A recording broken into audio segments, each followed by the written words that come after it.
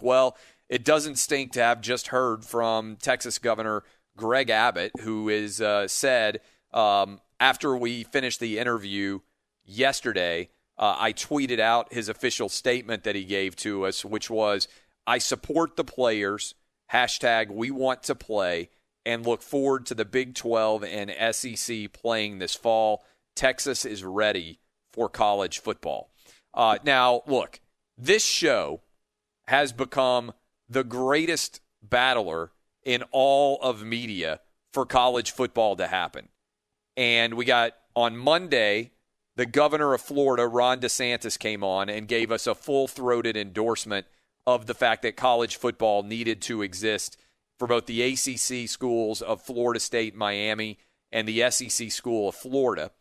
And then on Tuesday, the President of the United States came on the program and said, hey, we believe college football needs to happen, which obviously the Big Ten and the Pac-12 still canceled, but I think that gave some support for the SEC, the ACC, and the Big 12. And now the governor of Texas comes on with us and endorses college football happening in his state, which is a big deal. TCU, Baylor, University of Texas, Texas Tech, Texas A&M.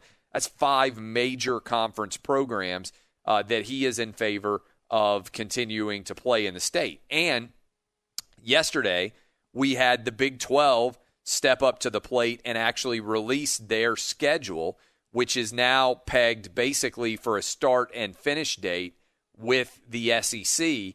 The Big 12 is going to play on start September 26th, and this is going to be pretty interesting to see what exactly is going to happen because as you look through everything, the Big 12 will also have theoretically a non-conference opponent. So their conference schedule will start on September 26th, but we'll see who exactly they're able to play in the out-of-conference.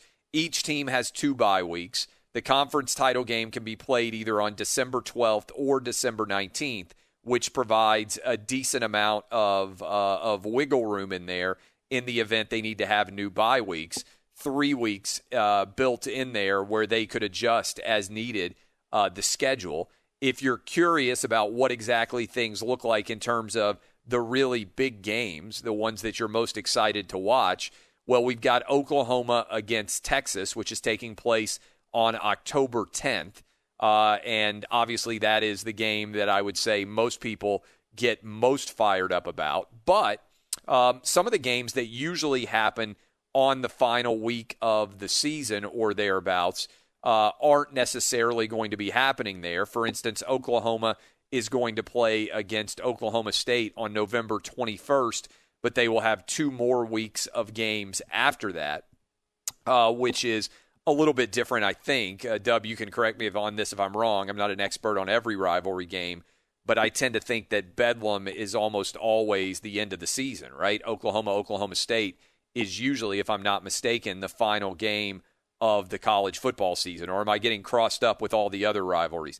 That's your assignment, Dub, to figure out, okay, Dub is telling me I'm correct. So that's a little bit different in terms of the way that the schedule is shaking out. And in general, there are going to be some things that are a little bit wacky. For instance, we got a lot of listeners in Iowa. How wild is it if you are Iowa State that you are going to be able to play pretty much a full college football season this fall, and in Iowa, you're not going to be able to do that with the Hawkeyes? I mean, that's crazy, right? If I'm the governor of Iowa, I am flabbergasted, furious over the fact that as we've got Iowa State, which is able to play a full season, and in the same state, because the Big Ten is canceled, Iowa's not going to be able to do so. There aren't a ton of states where it appears you're going to have that conflict where one school is in one conference that's going to be playing and the other school isn't. But think about that in Iowa. For all the people out there that are big Iowa sports fans and listen to this program, we actually have a ton of you. Iowa State is a huge rivalry game in state. And Iowa State fans were not happy when the Big Ten initially said, hey, we're only going to play conference games. And now you've got a scenario where the Big Ten isn't playing at all, meaning the Iowa Hawkeyes aren't going to be out there on the field, and Iowa State's playing their full season. I mean, if you are an Iowa State fan, you got to be like, this is the biggest win we've ever gotten over Iowa in our entire history as a program, because we get to play in the fall and they don't. And I'll tell you a little bit more about this later in the show, but I continue to believe spring football isn't a viable option.